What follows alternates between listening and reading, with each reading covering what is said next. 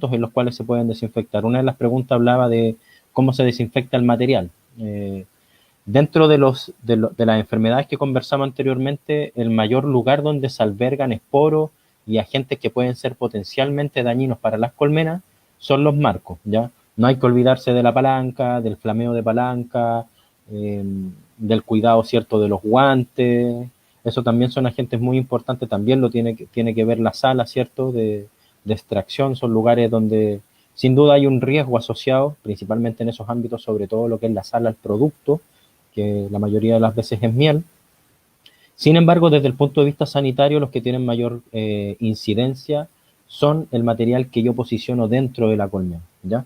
Hay mucha probabilidad de que si yo meto un marco que tiene algún grado de contaminación, con alguna enfermedad, con algún esporo, algún alimento contaminado, voy a tener un desencadenamiento de una patología asociada a ese agente causal. Entonces, desde ese punto de vista hay diferentes formas como abordar el tema sanitario y la desinfección del material. Digamos, la primera un poquito secuencia que muestro aquí tiene que ver con la desinfección de los marcos. Uno primeramente, cuando justamente en este momento de la temporada es el momento idóneo para hacer la selección de marcos y comenzar su desinfección. Entonces lo que uno hace con todo el material excedente, ¿cierto?, que uno fue retirando en la temporada, tiene que hacer una primera selección de los marcos y decir, mira, estos marcos están negros, había polilla, quedó alimento descompuesto, ¿cierto?, o por ahí restos de cría que no lograron cierto buen término. Todo ese tipo de marcos, la idea es poder retirarlos y poder sacar todos los agentes contaminantes que puedan haber ahí. Entonces, una de las metodologías, por aquí hay un montón, ustedes pueden buscar en internet, ¿cierto?, metodologías para desinfección de marcos. Una de ellas es mediante la acción térmica de agua caliente en un tambor. Hay un montón de diseños, chiquillos, con rejillas para utilizar menos agua, con vapor, ¿cierto?, para poder, digamos, utilizar menos agua todavía. Y como el vapor tiende a superar levemente los 100 grados, sin duda eso también ayuda un poco a que se remuevan otro tipo de impurezas que puedan estar en los marcos. Pero sin embargo, de lo primero con lo cual uno comienza muchas veces, ¿cierto?, es, bueno, primero seleccionar los marcos, después uno calienta un tambor o algo con agua. Como decía, si es con rejilla, mejor aún porque se ahorra bastante agua. Y después de eso, lo que uno hace primeramente es posicionar un marco dentro de cuando el agua ya se encuentra hirviendo, todo esto con mucha protección, sobre todo en manos porque esto está hirviendo, ¿cierto? Y los marcos, como la cantidad de cera por marco es muy baja, el agua caliente entra inmediatamente y lo que ocurre ahí es que se procede al derretimiento de la cera, ¿ya? Entonces después de eso, bueno, uno saca el marco o la cantidad de marcos que introduce, le pega una pequeña sacudida sobre el tambor y el marco, como ustedes se pueden dar cuenta en esta fotografía, queda completamente limpio, ¿ya? Ahora, ese marco después pasa a otro proceso que tiene que ver con la preparación del material para la invernada, con su correspondiente raspado, su recambio de alambre, en fin, todo lo que corresponde a ese proceso. Pero ya retiramos la mayor cantidad de cera que existe en el marco y con eso tenemos bastante más certeza de que podemos cortar el ciclo de algún agente dañino como nosema, por ejemplo, que es algo que que es lo que vamos a profundizar el día de hoy, ¿ya? Camilo, con respecto a tu experiencia con todos los apicultores y como dijiste que estamos justo en este momento del año en las regiones de Uruguay, Argentina, Chile, que tenemos marcadas las estaciones muy particulares, ¿no? Como Centroamérica, que los inviernos para ellos se caracterizan por ser o lluviosos, nuestros climas bien marcados, ¿sí? ¿Qué nos recomendás? ¿Cada cuánto hay que cambiar los marcos? Y si son la misma cantidad de años los marcos que están en cámara de cría que los de alza de miel. Perfecto, súper, súper. Muy buena pregunta, Javier. Mira, en cámara de cría uno siempre habla de que el mínimo de marcos a recambiar son 3, o sea, son 10 marcos, ¿cierto? Y uno debiera cambiar de cámara de cría, válgase decir, donde hubo nacimiento de abeja y por ende el marco se tendió a oscurecer porque se genera exuvias. Esos marcos uno tiene que estarlos cambiando al menos 3 marcos por temporada. O sea, en el transcurso de 3 años tener una cámara de cría completamente nueva. Eso es lo ideal, ¿ya? Nunca menos de esa cantidad porque se tiende a concentrar la cantidad de esporos, la cantidad de exuvias, en fin, un montón de agentes que pueden generar cierto daño. Y lo otro importante, es algo que por ahí los apicultores con más experiencia también van considerando un poco más, es que hay que dejar en algún momento descansar a la colmena de postura, ¿ya? Sobre todo para climas como los que tú señalas, los climas nuestros. En este momento hay que pegarle una frenada a lo que es la postura, entonces sin duda para eso hay que ayudar a la colmena a que disminuya su espacio, que mantenga principalmente alimento, para que descanse la reina, para que nosotros tengamos posibilidad de retirar marco y podamos hacer este recambio tan necesario que necesita la colmena, el retiro de marco. Ahora, en relación a lo que son los marcos de miel, ahí mira, aquellos apicultores, yo actualmente no estoy trabajando con rejilla excluidora, pero la mayoría del apicultor que trabaja con rejilla excluidora generalmente tiene el alza, la media alza o 3/4 de alza solamente para miel. Y esos marcos te duran muchísimo tiempo, casi hasta que por deterioro propio del marco se rompe, por la utilización en la centrífuga, ¿cierto? Pero ese al menos te puede durar unas 3 temporadas sin problema, un marco de ese tipo, ¿ya? Diferente completamente el caso de cámara de cría. Muy interesante el tema porque a mí también hago el mismo trabajo. Tú lo que me dices es que sos de la corriente de los que no usamos rejilla excluidora, que dejamos todo, digamos, sabiendo el calendario floral que tenemos en la zona, dejamos que la reina vaya no libremente, sino que se sienta cómoda, no haya bloqueo en ningún momento, trabaje a su máxima expresión y después, mediante mitad hacia final de temporada, con cierto manejo, tú haces que tranquilamente la reina sola baje a la cámara de cría.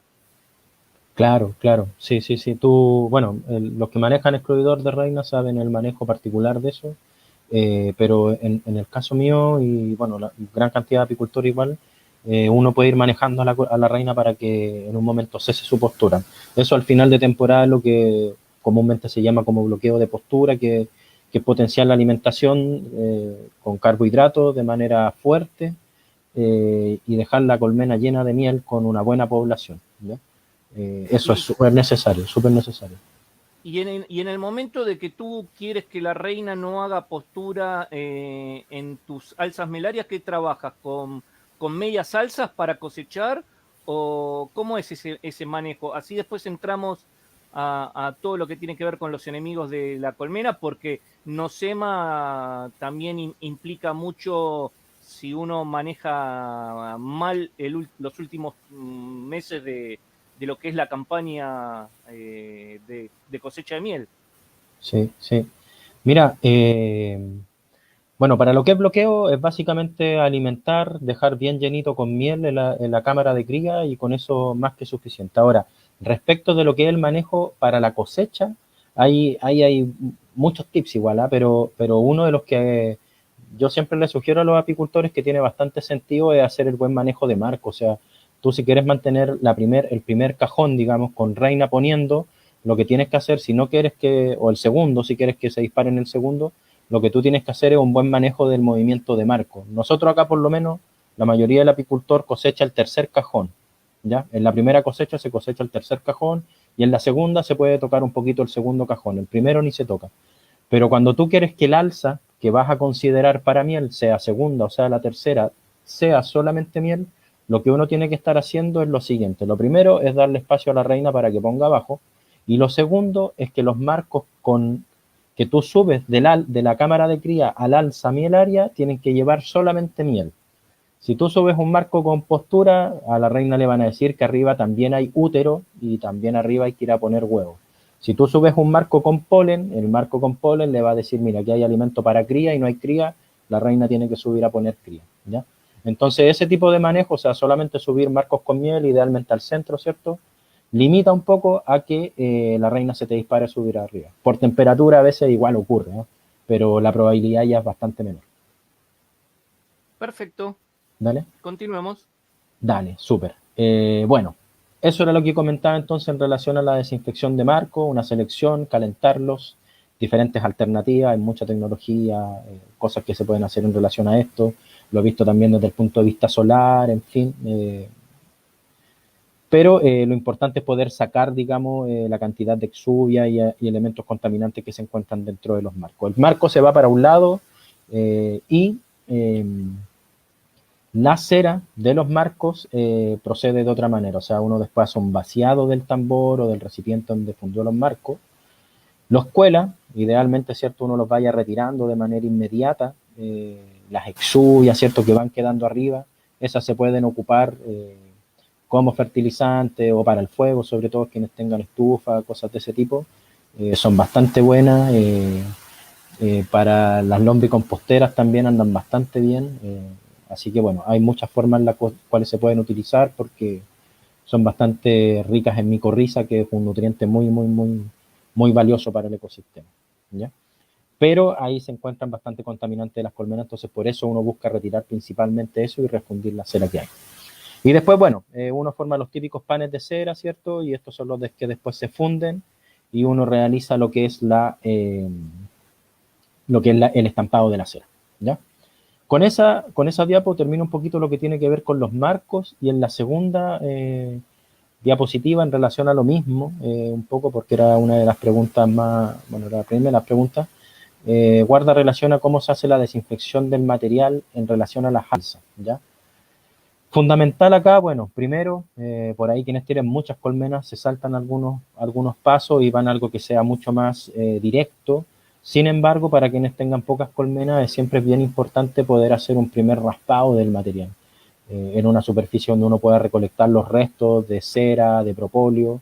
Entonces, lo primero ideal es poder hacer un raspado para poder sacar los restos de cera. La cera que generalmente, chiquillos, hay en cajones es muy pequeña en relación a la de los marcos. Yo por eso hago mucho hincapié primero en los marcos, que es donde está la mayor cantidad de cera. Ahí está el mayor riesgo de mantener enfermedades dentro de la colmena. Después de eso, bueno, viene todo lo que tiene que ver con el alza, con el piso, con la entretapa, ¿ya? Entonces, la metodología para lo que es las alzas y material que no sea marco, primero un raspado y después un flameo, ¿ya? Eso es lo típico que uno debiera hacer y después del flameo, como todas las materias que están ahí, ya sea cera y propóleo, están blandos, uno puede hacer un segundo raspado y con eso ya el cajón queda bastante libre, ¿ya? De cualquier agente contaminante para las colmenas. No absolutamente libre, pero sí al menos ya estamos en bastante buen paso para poder reutilizar ese material para la próxima temporada o bien para repararlo en caso de que tenga algún tipo de rotura, en fin, ¿ya? Y lo tercero, que también es súper importante, sobre todo para nuestra zona, hacer la pintura de los cajones, ojalá que no superen las 2 temporadas, porque ese es un inconveniente que se empieza a ver de manifiesto en estos momentos cuando empiezan las lluvias, que si el material no fue pintado de manera consciente y cada 2 años al menos empezamos a ver filtración, ¿ya? Entonces eso también es bien importante poder tenerlo considerado. Hay estrategias igual para poder combatir un poquito esas filtraciones, pero bueno, el material para que sea duradero hay que darle alguna forma de impermeabilización y lo que más se utiliza hoy eso es el pintado externo, ¿ya? El cajón también se puede pasar por una solución caliente. Hay quienes utilizan agua o vapor, también puede ser, ¿cierto? Al igual que en las alzas, para derretir completamente la cera. Hay otras alternativas que hablan de la soda cáustica al 1%. Ojo con lo que es la soda cáustica, acá hay una fotografía de apicultores que están haciendo este manejo. Hay que cubrirse muy bien, guantes, anticorrosivos, antiparra, respiradores, ¿cierto? De estos que son antiquímicos, porque sin duda es un elemento sumamente corrosivo, bien dañino para el humano si es que no lo utiliza de buena forma. Entonces, sin duda ahí hay que tener un esquema de utilización bastante cuidadoso, ¿ya? Hay literatura, yo he visto también algunos apicultores que han hecho el uso del aceite también para poder fundir el material y también en ciertos casos se utiliza el formol o formalina al 4% cuando se quiere eliminar cualquier tipo de virus, espora, en fin. Y cuando hay casos de presencia persistente en loca americana, a veces se utiliza el 6%, ¿ya? Sin embargo, todo lo que tiene que ver con esta línea de acá abajo que yo menciono, hay que evaluarlo bien, o sea, no es completamente necesario. Muchas veces lo que son las alzas entre piso, entre tapas, con el raspado, un buen flameo y un raspado secundario anda bastante bien, ¿ya? Anda bastante bien. Si ya la situación sanitaria está complicada por un agente en particular, yo creo que ahí recién pudiera ser necesario evaluar alguna de las otras alternativas mencionadas, ¿ya? Con respecto al flameado, quiero decirle a los apicultores que van a ver, depende la zona en donde estén trabajando o el tipo de madera, tienen que tratar de que el lugar donde se está flameando se ponga oscuro, ¿sí? Digamos, porque también a veces uno por ahorrar, en este caso gas o hacerlo rápido, deja lugares sin flamear bien.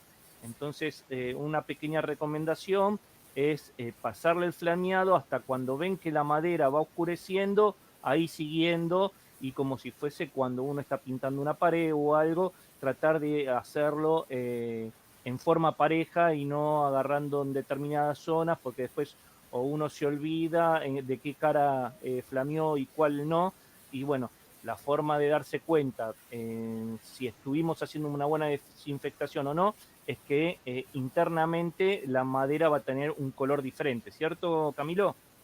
Absolutamente, Javier, sí. Eso es súper importante. El factor humano igual aquí, o sea, puede que de repente alguna no quede bien flameada.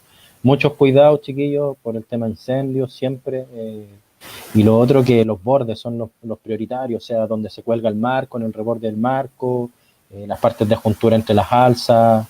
Esos son los lugares que albergan más propóleo y sin duda ahí hay riesgos de. Pero igual reitero con bastante conocimiento en relación a esto, que el principal agente contaminante, muchachos, está en el marco, ¿ya? El alza igual es súper importante recordarla y, digamos, hacerle un pequeño dorado, así como, como cuando uno hace un pie o cosas de ese tipo, hacer un pequeño dorado, no tampoco dejar el cajón completamente negro, sino que más bien, como dice Javier, ¿cierto? Darle un poquito de tono, que todas tomen un tonito un poco más oscuro, pero no demasiado tampoco. Por eso también lo importante es el raspado antes. Recuerden Previo. que la temperatura, el fuego, no hacerlo en un galpón cerrado, estar, si es posible, hacerlo afuera, porque la cera, como lo vimos la semana pasada, y el propóleo ayudan mucho a la combustión. Entonces, tengamos esa conciencia que podemos, como dijiste vos, Camilo, el día de mañana poder generar un incendio, ¿sí? Claro, sí, sí, sí, sí, sí. Eso más o menos respecto de lo que se ocupa para desinfectar. Con Nosema voy a hablar sobre un agente más, una sustancia más que se puede utilizar para lo que, digamos, mantener el cuidado de los materiales, ¿ya? Había una segunda pregunta o comentario que decía que cuál era la opinión respecto a la utilización del propóleo en alcohol. Aquí dejo esta diapo nomás, no tuve el tiempo suficiente para poder, digamos, desglosarla bien, pero nada, pues, el principal cuidado, y ahí, bueno, allá Javier, ustedes tuvieron una situación bien compleja en relación a la utilización del propóleo y el cuidado que hay que tener cuando uno utiliza el propóleo en alcohol es verificar de manera importante que el alcohol que se utiliza es potable, ¿ya? Porque sabemos que hay otro tipo de alcoholes que se utilizan para otro tipo de situaciones que o sea, de forma intencional se le suministra algunos eh, eh, componentes tóxicos justamente para que no sea bebestible y no se utilice con ese fin. Ese es el principal cuidado que hay que guardar. Y el propóleo se suele disolver en alcohol y por eso se utiliza, ¿ya? Pero siempre hay que tener cuidado de que sea un alcohol potable, bebestible, ¿cierto? Que no vaya a ser tóxico para quien lo consuma, ¿ya?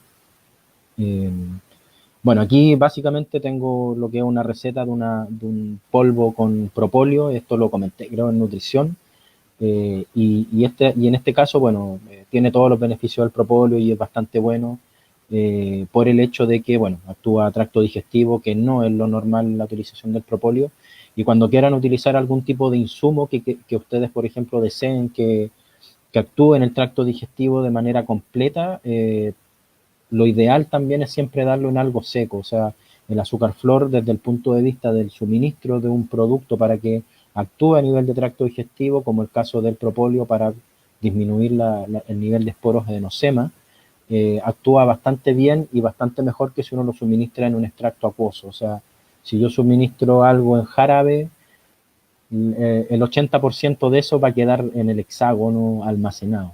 La abeja dosifica, consume una muy pequeña parte y no consume la totalidad. Entonces, cuando uno da un producto desde el punto de vista para que actúe en el tracto digestivo, lo ideal es que sea seco, ojalá sea en azúcar flor, ¿cierto? O en algún otro producto que nosotros sepamos que la abeja no va a almacenar, ¿ya? Y desde ese punto de vista el propóleo tiene bastantes beneficios, como todos sabemos, y lo que nosotros solamente hacemos con el azúcar flor o azúcar glass, dependiendo cómo le nombren, es vehiculizarla, hacerla que el propóleo lo consuma la abeja. Como sabemos, el propóleo lo utiliza para sellar, en fin. Había otra pregunta que hablaba un poco sobre los efectos de los pesticidas en abejas, esto da para largo y tendido. Sin embargo, bueno, yo igual últimamente he estado leyendo un poquito lo más reciente que ha estado ocurriendo, y nada, pues los pesticidas, hablando desde lo más amplio del espectro, ¿cierto? Lo que se use para combatir diferentes plagas o pestes de los cultivos o lo que sea, tiene efecto en las abejas, ¿ya? Los insecticidas, obviamente, porque las abejas son insectos y se ven directamente atacadas por este tipo de productos porque afectan o están diseñados para permear el sistema nervioso principalmente de los insectos y por ende generarle la parálisis del sistema nervioso y la muerte. Pero también hay otros tipos de pesticidas, como algunos que actúan directo sobre mal llamada plagas o malezas, ¿cierto? A nivel de campo, que también afectan a las abejas. Ahí les dejo algunos estudios que se han ido haciendo, eh, pero sin duda sí tienen efectos en las abejas. Ahí hay uno que donde se revelan los diferentes componentes que tiene el Roundup, que es reconocido, ¿cierto? Y bueno, que también tienen impacto sobre la abeja, sobre la cría, en fin.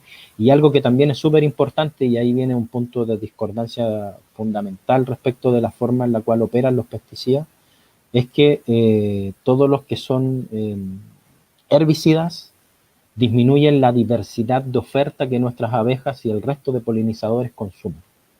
Eso es innegable y eso es uno también de los principales agentes por los cuales las abejas se encuentran en colapso. O sea, en un lugar donde no hay monocultivo, donde hay diferentes tipos de pastos, arbustos, árboles, ¿cierto? La abeja tiene diferentes tipos de pólenes que puede consumir y ella va eligiendo el polen que más va requiriendo su colmena, su hogar. Sin embargo, los herbicidas actúan sobre la diversidad en los campos. Entonces, al irrumpir sobre esa diversidad, la abeja se ve obligada a consumir mucho más de un tipo de polen y no de la diversidad que quisiera, y eso irrumpe a nivel de su biota intestinal, a nivel de días de vida, en fin, hay muchos efectos que eso lleva. La nutrición, como todos sabemos, es fundamental y los pesticidas en general apuntan, y herbicidas sobre todo, apuntan a disminuir esa riqueza en biodiversidad y eso genera los estragos que todos conocemos en las abejas, ¿ya? Eso para mencionarlo de manera muy general. Bien. Después habían algunos comentarios que apuntaban sobre el tema de la utilización de productos químicos, el tema de la utilización de oxitetraciclina. Ahí pongo esto, un meme, como eran las bacterias antes, ¿cierto? Y cómo están ahora, un poco porque se ha sobreabusado en alguna medida a resolver el problema rápido cuando hay algún tipo de patología, cuando hay algún tipo de inconveniente, y las bacterias, como cualquier organismo, va mutando y va evolucionando desde el punto de vista de quienes van sobreviviendo siempre, ¿ya? Esto, esto sin el propósito de meterme demasiado en temas tan complejos ni nada, pero son las diferentes vías por las cuales muchas veces las bacterias van resistiendo. O sea, la bacteria ingresa de forma convencional el antibiótico ingresa de forma convencional a una bacteria y por un canal y elimina la bacteria, ¿ya? Sin embargo, a algunas bacterias el antibiótico no le hace efecto, ¿ya? Y esos motivos son un montón de los cuales pueden estar ocurriendo constantemente, ¿ya? Entonces, claramente con el tiempo y la sobreutilización de antibióticos, también con la sobreutilización de antiparasitarios desde el punto de vista químico, los agentes a los cuales uno quiere eliminar van generando resistencia o van sobreviviendo las poblaciones resistentes a los productos químicos que se utilizan. Entonces, dada la forma en la cual la abeja tiene una forma de desarrollo, de evolución, donde ha sobrevivido con varroa, donde ha sobrevivido con bacterias, ¿cierto? Lo ideal es tratar de hacer la utilización más precisa de estos productos químicos para no tener que generar la absoluta dependencia de la apicultura respecto de estos productos. Porque como hemos ido viendo, y esto no es solamente en apicultura, sino que en el mundo, cada vez los organismos que son dañinos son más resistentes a los productos químicos que se han ido generando, ¿ya? Y ahí, bueno, por eso un poco hay que tener cuidado y hoy día para la mayoría de los lugares en los que se realiza apicultura, se puede realizar apicultura sin la utilización de antibióticos, ¿ya? Claramente, bajo ciertas circunstancias, yo no puedo discutir eso, se puede utilizar algún producto, dependiendo de la normativa y en la estrategia de apicultura nacional, de todas maneras, pero sin duda hay que ser muy riguroso respecto de eso y no darlo como si fuera jarabe o cualquier cosa a la colmena. Hay que tener un registro, hay que, digamos, saber el tiempo de carencia, saber dónde permanece, y bueno, eso requiere un seguimiento importante, ¿ya? Para no poner en riesgo todo lo que, bueno, menciono un poco acá, o sea, con buen manejo se puede evitar la utilización de productos, sobre todo lo que son los antibióticos. Los antibióticos, además, como son antibióticos, también generan muerte, son inhibidores de algunas bacterias que son benéficas para la abeja. La abeja tiene un tracto intestinal que tiene su biota intestinal, donde hay bacterias que apoyan la fermentación, apoyan a la digestión, apoyan a combatir diferentes agentes, y cuando uno aplica un antibiótico, en el caso de la oxitetraciclina, como era una de las preguntas, uno elimina todo esto. Entonces deja a la abeja sin individuos benéficos para defenderse. Entonces por eso también uno tiene que, bueno, ser cuidadoso respecto de eso. La utilización de algún tipo de antibiótico tiene que ir apoyado de un apoyo nutricional, en fin, hay mucho ahí que se puede señalar. Ahí menciono, bueno, lo de la generación de la resistencia antibacteriana, que es algo que, como mencionaba, no solamente ocurre en apicultura, sino que en diferentes ámbitos, en humanos también hay bastante resistencia bacteriana, en animales también está ocurriendo, entonces hay una preocupación para todos los profesionales que recetan estos productos, o sea, lo estamos recetando por cualquier cosa o al menor indicio de algo, entonces ahí hay que poner cuidado y bueno, con la importancia que tienen las abejas en el mundo, no podemos darnos el lujo de tener este tipo de situaciones. Y lo último, bueno, riesgo en la inocuidad es constante. Recién lo hablaba con Javier aquí, bueno, han habido casos, situaciones en las cuales estos diferentes agentes químicos generan una tremenda problemática porque tenemos productos nobles, sanos, ¿cierto? Y cuando tienes algún producto de la colmena que aparece con residuos de alguno de estos productos, por sobredosificación, por mala utilización, por utilización a destiempo, nada, pues, es un tremendo inconveniente, ¿ya? Y esto además opera para lo que es polinizaciones también. Ahí, bueno, los análisis de mieles que se hagan en colmenas que están en polinización o están en lugares donde hay una gran cantidad de aplicación de pesticidas que mencionaba anteriormente, también claramente están corriendo el riesgo de ser contaminadas. Tenemos el caso de Uruguay, ¿cierto? Entonces, bueno, el escenario con pesticidas hoy en día y hace un montón de rato ya es bastante complejo y bueno, hay que tratar de no acrecentarlo con lo que nosotros somos responsables y con lo que le ponemos dentro de nuestras colmenas. Bueno, después había un comentario, pregunta, no sé, en relación a los videos. Estaríamos todo un sábado y revisando videos, chiquillos. Yo les recomiendo, miren, como todos aquí probablemente sepan, formo parte del equipo técnico de la Federación Red Apícola y ahí hemos desarrollado hartos videos bien basados en estos fundamentos que les comento acá, con alta experiencia de terreno, harto estudio también de por medio, con ensayo y error también viendo diferentes cosas. Entonces ahí yo le orientaría que vayan a ver lo que es el canal de la Red Apícola de Chile, un miembro también, ¿cierto? Como decía Javier de Filapi, y bueno, ahí tenemos videos de todo tipo. Se nos iría mucho rato si viéramos los videos, pero ahí hay videos de monitoreo, videos de cómo se fabrican las tiras de oxálico, que es algo que también actualmente se está utilizando, sobre todo hoy con lo complejo que es movilizar insumos. Tener la alternativa de generar estos productos, bueno, te genera un poquito liviandad, ¿ya? De no depender de que te llegue siempre el producto, ¿ya? Ahora, lo que sí quiero señalar en relación a esto es que en relación sobre todo a lo que tiene que ver con el ámbito químico, las moléculas que son antiparasitarias, hay mucha fabricación de productos caseros, uno sabe, eso es un secreto a voces, pero los apicultores por ahí lo saben. Hay que tener cuidado en relación a eso porque un laboratorio que desarrolla un producto hace un montón de estudios, ¿ya? Hace un estudio en relación a lo que tiene que ver con que no sea tóxico para las abejas, que no genere residualidad, en fin, un montón de otras cosas que se ven antes de que un producto sea fabricado y comercializado de manera masiva, ¿ya? Y hay que cumplir con ciertos estándares. Entonces, por ahí cuando uno fabrica un producto del tipo que sea, yo no me voy a poner a juzgarlo eso hoy, hay que ser bien riguroso y tener una base técnica y científica de por qué se hace lo que se está haciendo y nada, pues tratar de garantizar lo mejor posible que lo que yo busco se cumpla, nada, pues, que logremos darle fuerza al parásito principal, que no generemos resistencia, que eso puede ocurrir con la sobredosificación o mala utilización, y bueno, que no contaminemos los productos de la colmena, que también es otro ámbito bien importante. ¿Mira? Bien, bueno, videos de pillajes, de avispa, en fin, hay un montón de videos ahí, yo los invito a que se metan ahí en YouTube, lo pueden buscar y van a pillar todos estos videos y más todavía. Y bien, con eso, más o menos, quisiera dar lo que fue un poco las preguntas, globalizando todo lo que se mencionaba ahí, y bueno, ahora pasar de lleno a lo que son en la segunda parte de la presentación. Perfecto, Camilo.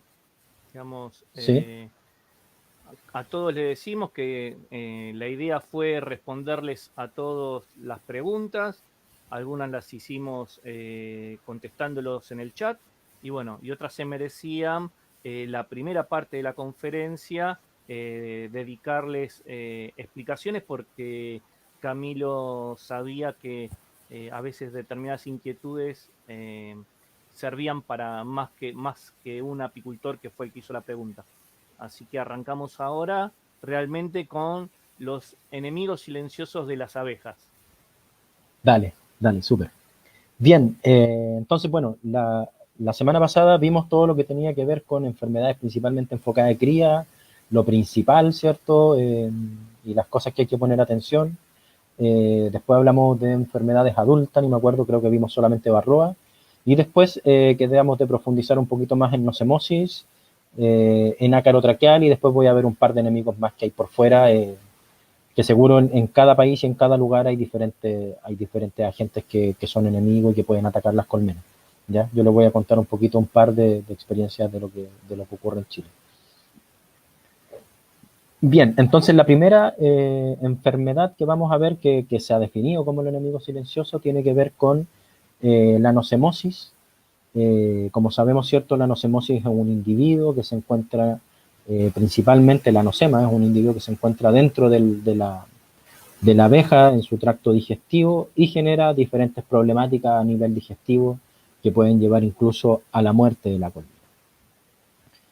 Entonces, dentro de lo que uno ve en nocemosis, algunos de los principales signos y bueno, sobre todo para quienes recién parten en apicultura, hay veces que dicen, mira, chuta, la temporada anterior en invierno parece que una colmena, yo la vi que estaba manchada y bueno, ni siquiera tenía idea de que esas manchas eran diarrea, no tenía idea de que las abejas producían diarrea, en fin, pues como todos sabemos, ¿cierto? La abeja tiene una cloaca, ¿cierto? Y elimina todos los residuos por esa vía, ¿ya? Entonces, bueno, dentro de los principales signos aparece diarrea para un tipo de nocemosis.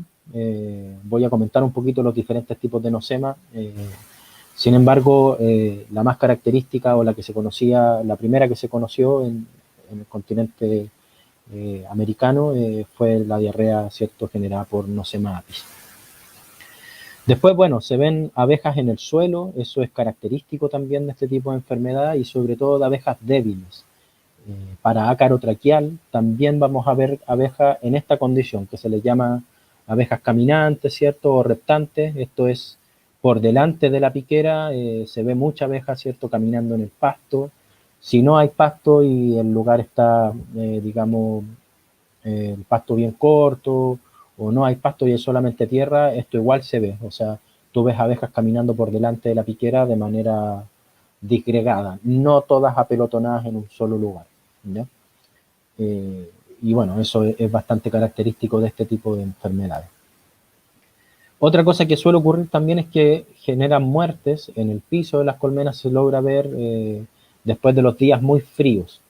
Como comentaba anteriormente, la nosema genera una irrupción a nivel de tracto digestivo, se mueren las células del tracto digestivo y la abeja no es capaz de absorber los nutrientes, entonces come y elimina nutrientes y no es capaz de absorberlos. Entonces al encontrarse tan débil la abeja, no logra calentarse lo suficiente y por ende cuando hay un día frío uno ve la colmena y en el piso de la colmena hay una buena cantidad de abejas muertas y eso, una de las causales, puede ser por nocemosis. Suele aumentar el consumo de alimentos y eso es por lo mismo, porque la abeja al tener esta erupción a nivel de tracto digestivo no consume, o sea, no absorbe bien los nutrientes y al no absorber los nutrientes siempre tiene hambre, Entonces come alimento y no lo aprovecha porque esto se va evacuando de manera muy rápida, ¿ya? Y bueno, suele verse cría salteada y esto es algo que también es uno de los primeros signos que se ve y por eso uno tiene que hacer un seguimiento bien íntegro de lo que son las enfermedades porque la cría salteada uno tendería a pensar que es de enfermedades de cría, ¿ya? Sin embargo, nosema por qué puede también generar cría salteada, principalmente porque al estar las abejas débiles, obviamente su capacidad de producir una buena jalea real es baja, producen muy mala jalea real. Entonces, al producir mala jalea real, lo que hace la abeja es alimentar bien a algunas larvas y a otras no. Entonces ahí se empieza a generar salteamiento de la postura. Y cuando la larva no desarrolla, muchas veces también las abejas la consumen, buscando restituir un poquito de nutrientes, y bueno, sigue un ciclo que no se cura si es que uno no toma las medidas pertinentes para resolverlo, ¿ya? Estas son típicas fecas en piquera, y bueno, aquí está el recuento de lo que son esporos en una cámara de Neubauer, que es algo que voy a comentar un poquito más adelante también. Algo que hay que tener bastante atención es que no todas las diarreas son por nocemosis, ¿ya? Si yo veo una situación de diarrea en un lugar, en un apiario, tengo que sobre todo evaluar el entorno en el cual está la colmena, ¿ya? Sobre todo en lugares ventosos, muy húmedos, por ahí donde a las colmenas no le da un buen sol temprano, la abeja suele generar una diarrea que uno ve en los techos, en los costados laterales de las colmenas, y eso no significa que sea nosema, ¿ya? A mí me ha tocado ir a lugares donde se ve mucho esa situación, hacemos el análisis correspondiente de las abejas, las maceramos y no es nosema, ¿ya? Sin embargo, lo que ocurre ahí es un desbalance desde el punto de vista térmico, o sea, la cámara de cría se enfría con mucha rapidez y la abeja cuando sale de la colmena se enfría también con mucha rapidez por el viento, porque está frío donde está la colmena, en fin, ¿ya? Y eso, no sé si es más fácil o más difícil de resolver en realidad que la situación de nocemosis, pero una situación que hay lugares donde siempre te va a ver afectado. Me ha tocado estar en lugares donde hay fuertes vientos, sobre todo en los lados costeros. Conozco también apicultores que están cerca de la costa y sacan el apiario del lugar y se resuelve el problema. Y esa diarrea se debe entonces principalmente a la situación de viento. ¿Qué cosa o mecanismo uno puede utilizar un poco ahí para cuidar la colmena? Es tratar de proteger un poco las cajas, digamos. O sea, lo que hemos hecho en algunas oportunidades es poner una malla Rachel, protegiendo un poco a la colmena del viento. Eso ayuda en cierta medida a lo que es la colmena, pero no a la abeja, porque la abeja tiene que salir a pecorear fuera de ese entorno, de ese lugar que uno tiene protegido, y igual se enfría bastante. Y esa diferencia térmica genera un desequilibrio a nivel intestinal de la abeja y genera este tipo de situaciones, ¿ya? Esos problemas digestivos, bueno, como mencionaba anteriormente, genera abejas que caminen porque están débiles y bueno, algo muy característico de esta enfermedad, ¿cierto?, es que genera diarrea fuera de la colmena. Y no solamente fuera de la colmena, sino que también dentro, ¿ya? Dentro de la colmena muchas veces ocurre cuando los días, como seguramente están teniendo la mayoría de los colegas en este momento, sobre todo para el sur, cuando el clima está frío, no supera los 11 grados, cuando hay viento, cuando hay lluvia, ¿cierto? La abeja no logra salir a hacer sus vuelos de deyección y termina defecando dentro de la colmena. Voy a mostrar un par de fotografías de esto igual. Y eso es más complejo todavía porque la cantidad de esporos que hay en la feca no se elimina afuera. Lo ideal es que la abeja vaya haciendo un vaciamiento de esporos de cualquier agente digestivo, ¿cierto?, fuera de la colmena. La abeja de manera regular sale de la colmena y trata de volar unos 10, 15 metros, ¿cierto?, y realiza su defecación. Ni siquiera lo hace cerca de la colmena. Sin embargo, cuando a las abejas le ocurre este tipo de situación, que defecan fuera de la piquera, es porque ya realmente no aguantaban más y tuvieron en ese momento que realizar la defecación de manera involuntaria, ¿ya? Muchas veces también la compresión de los músculos alares, ¿cierto?, genera que la abeja defeque inmediatamente sobre los cajones o sobre los techos, ¿ya? Si hay viento, bueno, con mayor razón. Bueno, es un esquema un poco de lo que ocurre a nivel de tracto digestivo. Hay destrucción de las células epiteliales del tracto digestivo. Entonces, lo que ocurre es que, bueno, por el alimento, ¿cierto? En la mayoría de los casos por alimento, ingresa el esporo, ¿cierto?, de nosema, infecta las células digestivas, y en las células digestivas, digamos, el esporo encuentra su lugar de reproducción óptimo y empiezan a multiplicarse. Se abre el esporo, libera su material y empieza a multiplicarse de manera muy importante. Y lo que termina finalmente haciendo es que las células del tracto digestivo, del epitelio, que son las encargadas de absorber los nutrientes, terminen degradándose y terminen explotando y no pudiendo cumplir su función. Entonces eso, desde el punto de vista de lo que es la nutrición y todo lo que viene después, es tremendamente dañino porque quedan inutilizadas para absorber nutrientes. Entonces ahí ocurre todo lo que comenté anteriormente, que no logran calentarse, que mueren, que generan mala jalea real, que no logran salir de la colmena a defecar y se quedan dentro y defecan dentro y la enfermedad se concentra y bueno, aumenta cada vez más. Entonces, más allá de apuntar a eliminar la nosema, que es tremendamente complejo pensar en esa lógica, lo que uno tiene que apuntar es a mantenerla controlada y a disminuir lo mayor posible las cargas de esporos, o sea, convivir con la nosema, pero en niveles tales que no me mate las abejas, que no las disminuya, que no me genere mortalidades. Y eso se puede lograr sin duda con la utilización de buenas prácticas, con manejos adecuados en dieta, con la protección de las colmenas en medio ambientes que son complejos y muchas veces también lamentablemente hay lugares en los cuales no se puede tener abejas porque el viento es muy grande, la humedad es muy dañina. Entonces en esos sitios sobre todo hay que apuntar a ir en el momento en el cual el entorno lo permita, pero en muchas ocasiones hay lugares donde hay que pensar bien antes de ir con abejas. Y esto, bueno, era lo que comentaba un poco. Aquí, bueno, ¿por qué pongo esta diapo? Porque esto para todos nuevamente siempre hay agentes que abren las puertas, hay agentes que son digamos, los que hacen que se gatillen otro tipo de situaciones. Y en la mayoría de los casos de nocemosis dañinos que generan impacto en las colmenas o empiezan a aumentar de manera muy exponencial la cantidad de esporos dentro de las colmenas, apunta a prolongadas infestaciones de varroa, ¿ya? apiarios que tuvieron grandes infestaciones de varroa, por ahí yo lo resuelvo y digo, mira, chuta, tuve mucha varroa, pero apliqué tal cosa y lo resolví, el problema no se acaba ahí, ¿ya?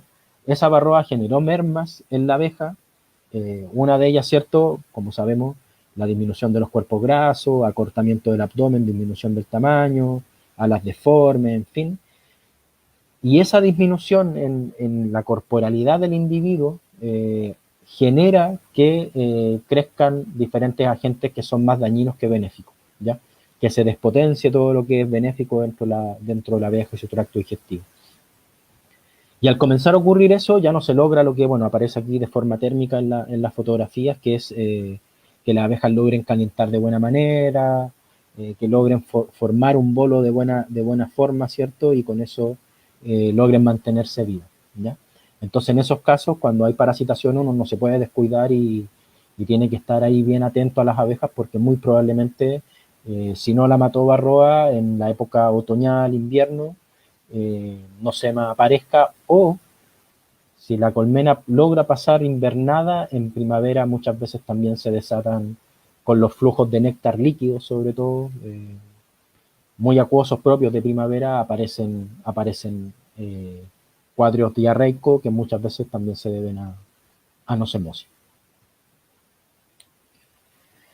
Y bueno, esta es una fotografía de lo que ocurre generalmente cuando hay un cuadro de nosema, una muerte masiva, post una gran entrada de frío. Uno logra ver ciertas abejas en la parte baja. Esta es la abeja sin duda que murió y que sus hermanas, que entienden que afuera hace mucho frío, la dejan ahí afuerita, digamos, para poder sacarla en un momento en el cual la temperatura mejora, ¿ya? Si uno no está en el apiario y no está viendo esto, nada, pues no lo va a ver. Si uno no va al apiario en un buen rato, no logra ver esto. Sin embargo, siempre es importante después, bueno, revisar las piqueras, y ahí en las piqueras uno va a ver también mortandades importantes, ¿ya? Es bien característico que eso ocurra en esta fecha, entonces hay que tener los diferentes resguardos para que esto no ocurra y, bueno, que no se masifique en el apiario. Exacto, Camilo, y a todos les decimos que repliquen este video, que estén atentos a este video, porque más de una vez nos encontramos con fotos como estas o situaciones como esta y enseguida empezamos a hablar sobre manifestación de pesticidas, insecticidas, todo tipo de agroquímicos, y a veces por eso lo llamamos el título de hoy, enemigos silenciosos. El principal enemigo silencioso es la nosema y es muy característico, y por eso Camilo está tocando bastante bien este tema, porque no es fácil de darse cuenta para los que recién comienzan, y lo primero que uno piensa es que fue producto de algún pesticida o algún insecticida, y no sobre la propia enfermedad que es la nocemosis. Exactamente, sí, sí. Sí, esto es bien característico. Es como a la abeja se le rompe la inmunidad con varroa y cuadros de infestación de varroa. Uno tiende a quedarse tranquilo cuando dice, mira, ya volteé mucha varroa, está bien. Eso es, bueno, es lo primero. Pero después en invierno, nosema es el enemigo silencioso. Usted mata las colmenas. Hay veces que tú la ves acá abajo, ¿cierto? O ves la diarrea y dices, mira, ya fue nosema. Pero para el otro caso, ¿cierto? Para Nosema C, que es Nosema ceranae, ocurre la otra situación, que es un despoblamiento completo de la familia, ¿ya? Como mencioné inicialmente, hay dos tipos de Nosema, uno bien característico con diarreas líquidas, como las que pusimos, ¿cierto?, en las fotografías, y hay un segundo tipo de Nosema, que es Nosema ceranae, que lo que ocurre principalmente es un despoblamiento de la familia. Lo voy a profundizar un poquito más. Pero muchas veces un montón de apicultores a mí me ha tocado ver y me dicen, mira Camilo, la colmena desapareció. Se fueron, en fin, apicultores que empezaron recién, apicultores que tienen mucho tiempo, que bueno, después de un rato logran ya deducir que fue por nocemosis, pero bueno, tampoco con mucha certeza porque no siempre está la posibilidad de realizar un análisis, en fin. Entonces, bueno, es bastante característico cuando uno la logra identificar. Bien, esta foto la pongo porque es un poquito más ligada al lugar en el que estoy, por lo menos acá en Chile, en la región del Biobío y otras regiones, hacia el sur también, Temuco. Hay floraciones que son primaverales, muy tempranas, que son muy acuosas, ¿ya? Nosotros acá tenemos una especie que es el aromo australiano, no sé si será australiano en realidad, pero bueno, es una especie que florece de manera bien copiosa previo a la primavera, está floreciendo en julio, incluso en lugares donde ya está empezando a florecer, entonces genera bastante polen, ¿ya? No es un polen con mucha cantidad de proteína, no es lo que la abeja, digamos, prefiere, pero es lo que está disponible. Entonces, cuando hay días un poquito más calurosos en la salida de invierno, la abeja recolecta mucho polen, perdón, de este tipo de árboles. Seguramente en alguno de los lugares de ustedes puede que ocurra esto igual. Entonces, hay otro factor por el cual se pueden generar deposiciones muchas veces más blandas, más líquidas, que tampoco se debe al clima ni se debe a la situación de nocemosis, sino que más bien se debe a la aparición de algún tipo de alimento demasiado acuoso. Entonces generan muchas veces una diarrea nutricional más que una diarrea patológica, ¿ya? Entonces, la única forma en el fondo de poder dilucidar el motivo de esto es tomando una muestra y viendo la cantidad de esporos por abeja para poder más o menos hacerse una idea, ¿ya? Y lo otro importante, fíjense, bueno, este es el típico cajón que uno veía con nosema, ¿cierto? Toda la colmena, ¿cierto? En la piquera con diarrea. Es muy característico esto de nocemosis, chiquillos, que miren, las fecas son zigzagueantes, no son rectas, ¿ya? Cuando es recta, la abeja salió bien y pudo defecar, o sea, no aguantó mucho, pero la feca quedó recta. Cuando la feca es zigzagueante, es porque la abeja salió con mucha dificultad o muy débil de la colmena, ¿ya? Eso también es otro indicio que te ayuda un poquito a darte cuenta que esta situación está empezando a ocurrir, ¿ya? Y bueno, el color, para acá este es color bien amarillo, el aromo tiene una flor muy amarilla y genera este tipo de situaciones, ¿ya? Entonces, bueno, para primero poder pesquisar y darnos cuenta de que la situación es un cuadro de nocemosis, lo primero que toca hacer es tomar una muestra. Generalmente esto debiera ir de la mano de lo que el apicultor realiza, o sea, si yo tengo dudas respecto de que si hay nocemosis o digamos bajo un plan bien esquematizado de análisis de abejas, eh, yo debiera estar tomando muestras al menos al inicio de temporada y al finalizar la temporada, ¿ya? Para las principales enfermedades, ¿ya? Lamentablemente en el caso de nosema hay que matar las abejas para poder saber en qué situación me encuentro, ¿ya? Esto, reitero, debiera ser una labor del apicultor. Hasta aquí al menos el apicultor debiera poder llegar, o sea, tomar las muestras debidamente rotuladas con el nombre del apicultor, la fecha de la toma de la muestra, eh, el número del apiario, el número de la colmena, que ojalá también esté identificado, y bueno, eso al menos, poder tenerlo rotulado en un pote, ojalá con alcohol al 70, y una cantidad mínima de 60 abejas, ¿ya? Es lo mínimo que nosotros debiéramos tener para corresponder con una muestra mínima para poder posteriormente realizar el análisis. Algo súper importante respecto a la toma de la muestra es que por apiario al menos debieran ser 5 muestras, nunca menos de 5 muestras y ojalá el 10% del apiario. Y lo otro es que la muestra que se recolecta para lo que es nosema es una muestra de piquera. En su defecto, si no hay pecoreo el día que fui al apiario porque está muy frío, en fin, lo que uno puede hacer es tomar muestra de la parte superior de los marcos, si es que hay abejas en la parte superior, o bien en los marcos laterales, ¿ya? Donde hay alimento. Uno presume, ¿cierto?, que siempre en esos lugares se encuentra la abeja mayor, que es la que uno busca en los casos de nocemosis porque es la que guarda más esporos, ¿ya? Los esporos se transmiten, ¿cierto?, mediante trofolaxia, entonces la abeja mayor, la abeja pecoreadora o la que está donde está el alimento, suele ser la abeja con mayor carga de esporos y es la que a mí me interesa ver porque si tomo alguna medida, esas abejas son las que yo debiera evaluar para ver de que mi medida tuvo efecto, ¿ya? A nivel de nodriza va a ser muy poca la carga de esporos que voy a pillar, entonces no vale la pena tomar el mismo análisis que para varroa. Es bastante diferente el individuo objetivo que yo tengo para analizar esta otra enfermedad, ¿ya? Y como decía, bueno, primavera y cierre de temporada. Espectacular, Camilo. Lo dijiste porque iba a ser una pregunta que te iba a hacer yo. Para que los apicultores entiendan muy bien, ¿sí? El tipo de monitoreo que se hace con Varroa es un monitoreo interno, ¿sí? Cerca de donde está la cría abierta, que ahí se van a encontrar la gran cantidad de abejas nodrizas para tomar el tema de saber el control de infectación de la Varroa. En cambio, para el tema de la nocemosis necesitamos el otro extremo, ¿sí? Las abejas más longevas, las más viejas, y muchas veces son las que están en campo.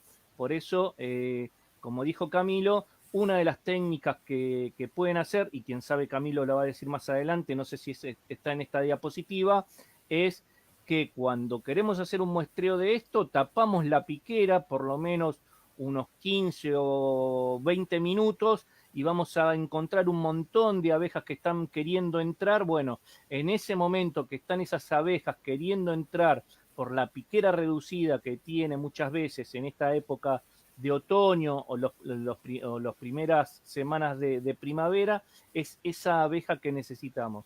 Y como dijo Camilo, si no encontramos esa abeja, ahí sí podemos ir a la parte interna. Pero lo ideal, ¿sí? Es encontrar la abeja que vuela, ¿sí? La que ya pasó por la parte nodriza y fue la que está en campo porque es la que tiene ya el tema de si quedó la enfermedad o agarró la enfermedad de nocemosis, el tema digestivo, sí, el aparato digestivo más dañado, y ahí cuando hacemos la contabilidad de millones de esporas, ahí nos vamos a dar cuenta la infectación que hay o no hay de Nosema apis.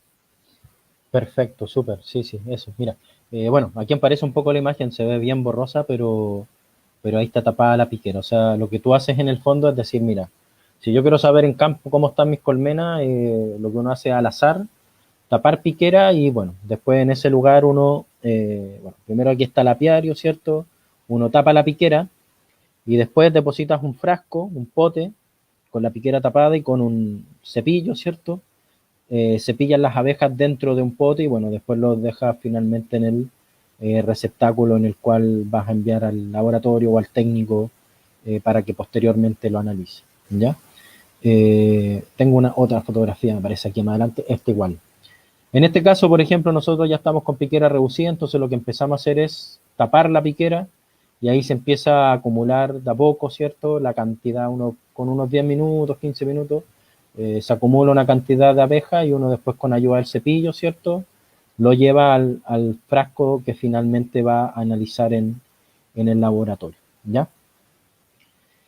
¿Qué es lo que corresponde ahí, chicos, después de hacer con ese frasco? Esta para mí es la pega más larga y detallista de hacer.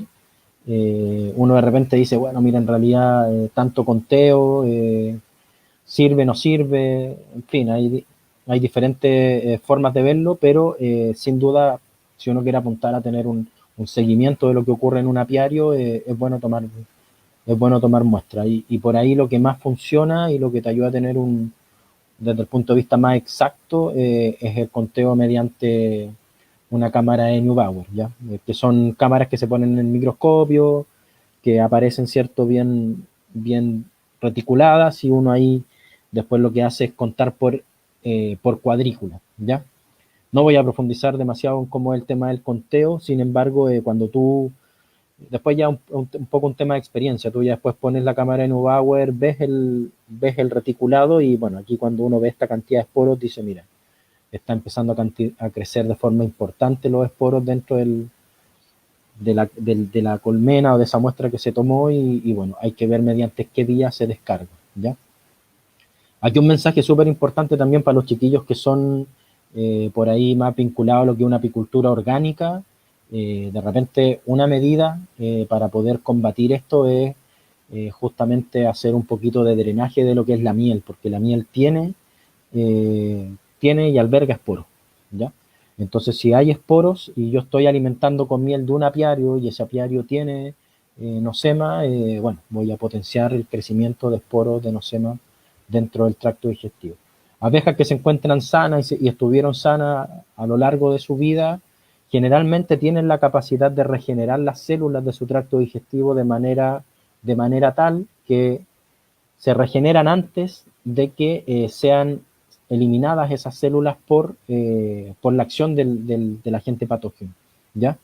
Pero eso va de la mano de una nutrición previa, va de la mano de una mantención de bajos niveles de varroa y de un entorno que sea amigable con la abeja para que no se sienta estresada por un factor más, ¿ya? Y más o menos uno debiera apuntar un poco. Y bueno, esta es una fotografía básicamente de lo que ocurre dentro de la colmena. Cuando hay mala, digamos, baja temperatura, la abeja, como tiene frío, sube al marco, busca la mejor temperatura en la parte de arriba del marco, y como no logra salir por un tema de baja actividad o por mala temperatura en el exterior, termina defecando en la parte superior, ¿ya? Eso es típico de un cuadro de nocemosis, donde no pueden liberarse de esta gente. Esto es básicamente lo que se hace. Uno lo primero que hace, bueno, toma 60 abejas, la lleva al laboratorio, se disecta el abdomen, se corta el abdomen de las 60 abejas, se hace un macerado, se pasan en un mortero, se maceran, después se pasa por un papel filtro para que no pasen digamos, los restos de patitas, de abdomen, en fin, lo que pueda estar ahí dando vueltas. Y después se llenan las hemicámaras. De esto también hay un video donde se señala todo el proceso de cómo se hace el conteo, etcétera. Entonces, en la cámara de Neubauer uno llena 2 hemicámaras y de acuerdo a las hemicámaras uno hace el conteo de presencia de esporos y abundancia de esporos, ¿ya? Muchas veces cuesta pillar los esporos, entonces eso ya de partida te dice que no hay gran cantidad, ¿ya? Yo me recuerdo que cuando los primeros laboratorios que me tocó asistir en relación a lo que era nosema, se observaba solamente la presencia de esporos, ¿ya? Sin embargo, el sistema de conteo de esporos hoy te da un poquito más de certeza, uno puede contabilizar, decir tanto esporo por abeja y eso te ayuda. Están los protocolos completos hoy en día, hay un protocolo OIE que te señala una cantidad de esporos, en fin. Pero ya uno solamente poniendo el cubre objeto y revisando un poco la muestra se logra dar cuenta que hay harto poca presencia de esporo. Por ahí no todos somos, digamos, muy diestros para lo que es la utilización del microscopio y esta labor que es bien tediosa, o sea, por apiario uno debiera tener 5 muestras, o sea, tienes que disectar un montón de abejas, entonces es bastante tediosa. Entonces, bueno, hay que tratar de hacerla en casos bien puntuales y tratar de, bueno, ojalá, siempre yo digo, dentro de los apicultores, alguien que le guste el tema del microscopio, que se le apoye económicamente para que, bueno, dedique parte de su tiempo a hacer esta pega, y así todo el barrio se encuentra libre nuevamente o bien bajo con niveles de enfermedades que pueden ser bastante dañinos para las abejas. Camilo, ustedes tienen muchos laboratorios en Chile, porque te cuento, acá en Argentina, gracias a Dios contamos con muchos laboratorios. Uno de los principales laboratorios y que trabaja con muchos apicultores es el laboratorio que se encuentra en Masía, que está a cargo de Fabricio, que nos dio una charla. Y bueno, cuando hablábamos internamente con él, y tocamos este tema, no es muy caro. A veces los apicultores se asustan y acá en Argentina estamos hablando de que un muestreo equivale a casi entre 3 a 5 kilos de miel, ¿sí? Lo que saldría por cada muestra. Si realmente nosotros entendemos y si te escuchamos muy bien, la cantidad de producción que puede bajar porque cortamos la vida de la abeja es más débil, tenemos menos pecoradoras. Si armamos costo-beneficio, si no hacemos este tipo de tratamientos o este tipo de diagnóstico, perdemos mucho. En Chile, ¿tú sabes más o menos cuánto es el costo de poder hacer este tipo de análisis? Sí, sí, sí, sí. Anda más o menos similar a lo de ustedes. Creo que sale un poco más caro. Pero sí, es súper necesario pero no se realiza mucho. Yo en eso igual tengo que ser bien, bien honesto y yo sé que por ahí cierto apicultor que tiene una asesoría puede tener más acceso a la posibilidad de que alguien analice sus muestras, pero no es algo que esté, digamos, incorporado dentro de todos los apicultores realizar el análisis de noceno.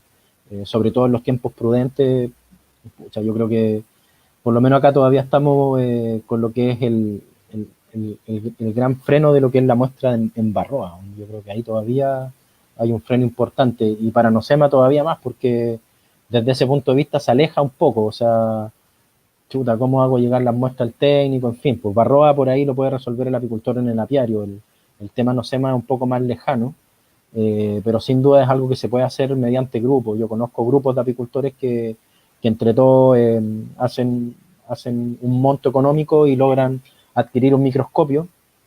Eh, y como te decía, alguien que sepa, porque esto no es demasiado difícil, cualquiera lo puede aprender, se encarga de lo que es las muestras y bueno, se le apoya económicamente, obvio, porque bueno, las instituciones en general a veces no se ven tan motivadas al parecer en realizar este tipo de análisis porque toma mucho tiempo.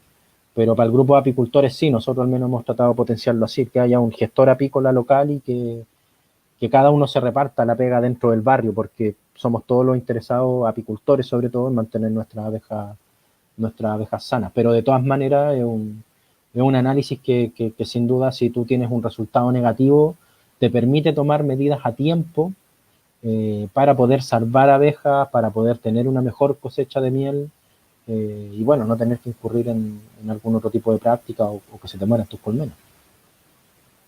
Perfecto.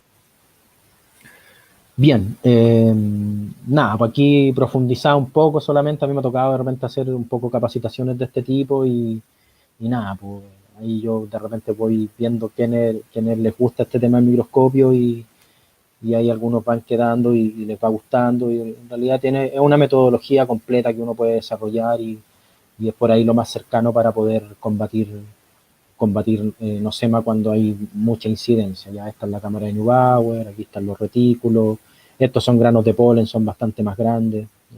¿Ya?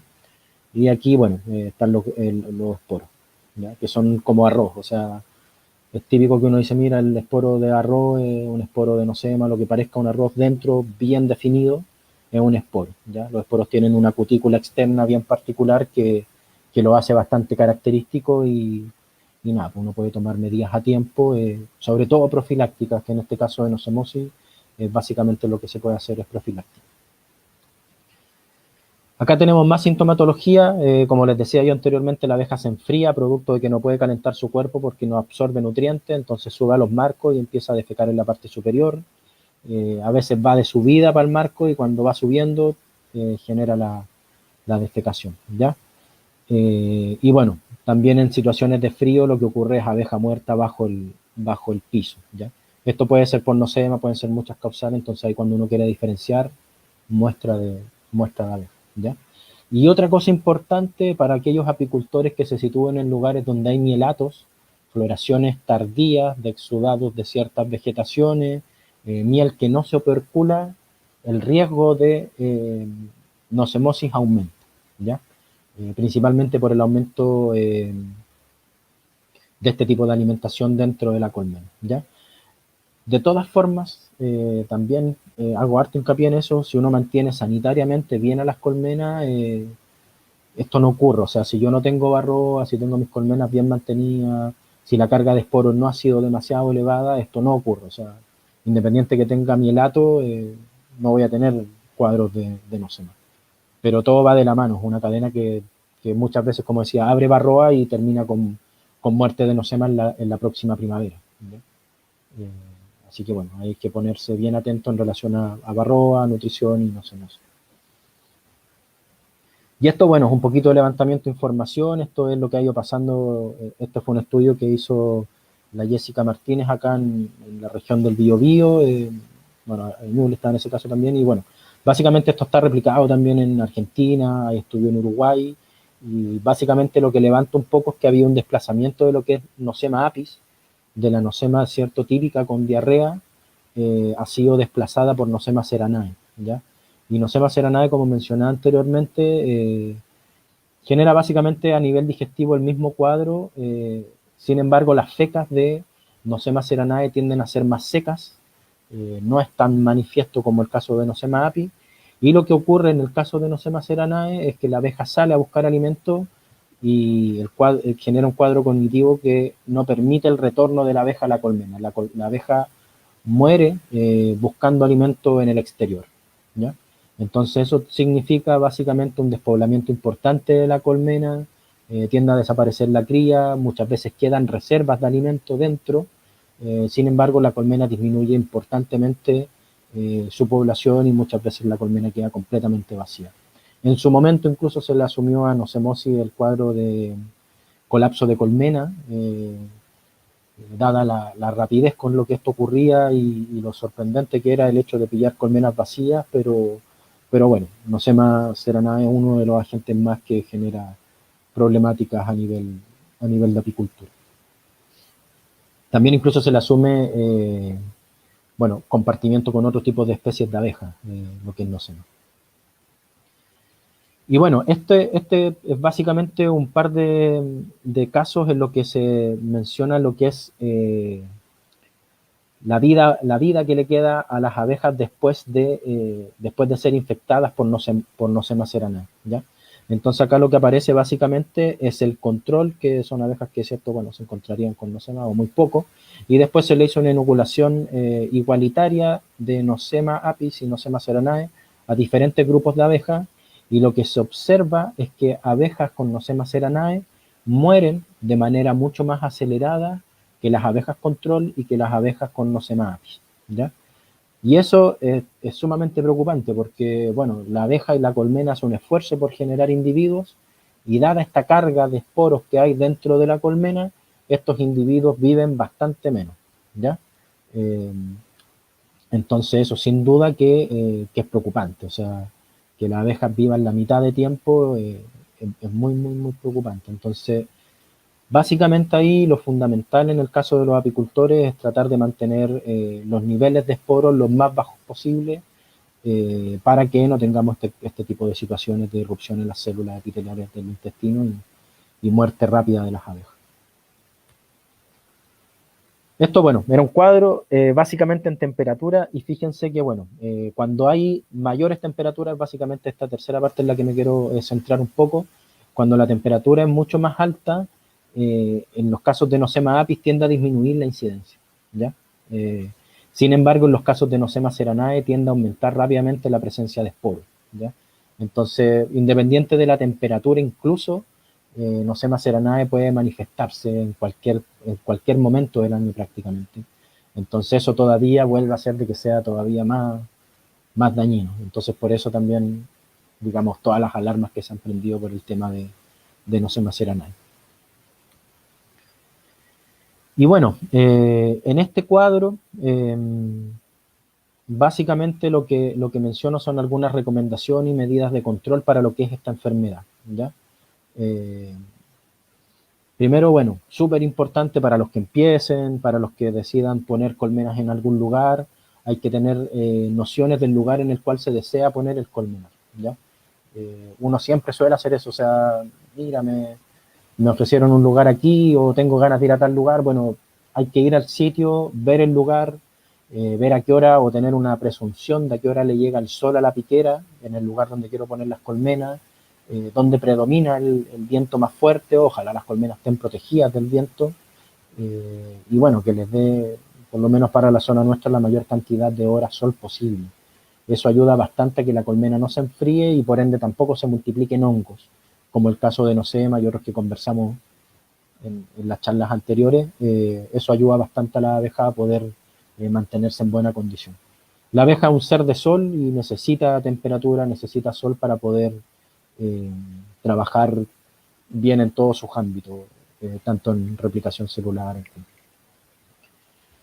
Es súper importante, bueno, en esta fecha, chiquillos, las colmenas tienen que estar invernando, tienen que estar bien preparadas para la invernada, yo sugiero a los colegas que se les reducen demasiado las colmenas, retirar los marcos que estén vacíos, ¿ya? De tal forma de obligar a la colmena a que se cuelgue en 5, 6 marcos, 7 marcos y su alimentador correspondiente si se utiliza, ¿ya? Muchas veces tener la colmena llena de marcos, en los marcos que están vacíos o le entran hongos o la abeja, bueno, le da la noche ahí recorriendo el marco, limpiándolo si es que entra algún otro tipo de insecto, entonces eh, retirar muchas veces esos marcos tiende a favorecer bastante que disminuya la proliferación de hongos, ¿ya? Y disminuye el estrés térmico además. Siempre es importante que haya suficiente alimento, idealmente operculado, por ningún motivo dejar en las esquinas de la colmena un marco con miel abierta. Esa miel, lo que va a ocurrir, como las esquinas, ¿cierto? Los bordes se tienden a humedecer, esos marcos van a fermentarse y eso va a generar la proliferación de diferentes hongos dentro de la colmena, uno de ellos, ¿cierto? El caso de nosema, y eso puede generar problemas. Camilo, ¿qué opinas sobre el famoso poncho que a veces utilizamos muchos? ¿Tú lo utilizas, lo recomiendas para reducir el tamaño de la colmena con respecto a que tú nos estás aconsejando retirar los cuadros que están sin usar o que estén totalmente vacíos? Corremos, en mi caso, corro el alimentador para que sea una barrera más, pero a su vez le agrego un poncho. ¿Tenés alguna opinión en particular sobre ese tema? ¿Lo aconsejás, lo desaconsejás? Eh, Difícil pregunta. No tanto por lo que uno sepa o no, pero el poncho siempre genera puntos de vista. O sea, yo conozco hartos apicultores, grandes amigos, grandes apicultores que van de la mano el poncho, como también apicultores grandes, chicos, en fin, que no aconsejan mucho el poncho. Yo creo que depende mucho bueno, primero de la situación del ecosistema en el cual tú te encuentras, donde haya mucha lluvia, eh, no aconsejaría mucho el poncho, ¿ya? Porque concentraría demasiada humedad, condensaría demasiado en ese lugar, ¿ya? Eh, Perfecto. pero en otros lugares donde, bueno, es más seco, sí, el poncho te sirve. Yo he ocupado poncho, he visto colegas con poncho y, bueno, también hay que entender que hay diferentes tipos de poncho.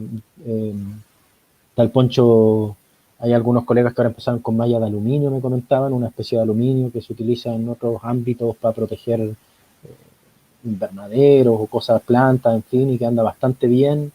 Hay otro que permite un poquito que salga la humedad también, hay otros que utilizan el típico nylon, pero ese, bueno, si es un lugar muy húmedo te condensa. Yo al menos, como en mi lugar es bastante húmedo también, suelo utilizar la malla Rachel, que creo que la Ujú. puse en alguna diapo antes, que permite que salga la humedad, pero concentra la abeja, pero hoy día, mira, no sé, yo creo que, bueno, están todas esas alternativas dadas, uno tiene que evaluar el lugar en el que está. Pero Perfecto. si tú me preguntas a mí, yo creo que es bueno que la abeja haga su trabajo, o sea, que la abeja se racine, y uno tiene que darle las herramientas para eso. Y esa herramienta, en este caso, bueno, el poncho es una alternativa, pero para mí, desde el punto de vista de la naturalidad, es dejarla racimada en una pequeña cantidad de marcos, ¿no? Presionarla para que se concentre en 5 o 6 marcos y que ahí esté, digamos, bien compacta. Si le pones un poncho en un lugar muy húmedo, te va a condensar demasiado. Sí, igual también, si, digamos, más allá de que yo lo hago, eh, el poncho lo que te hace es que ante cualquier cambio de temperatura a favor digamos, de más de 15 grados, el famoso bolo invernal enseguida se rompe porque la termorregulación está eh, muy enfocada. En cambio, de la forma que manejas tú, yo, digamos, lo sé, pero tengo que también contar de lo que hago y más allá de que lo puedo hacer bien o mal, tengo que comentarlo.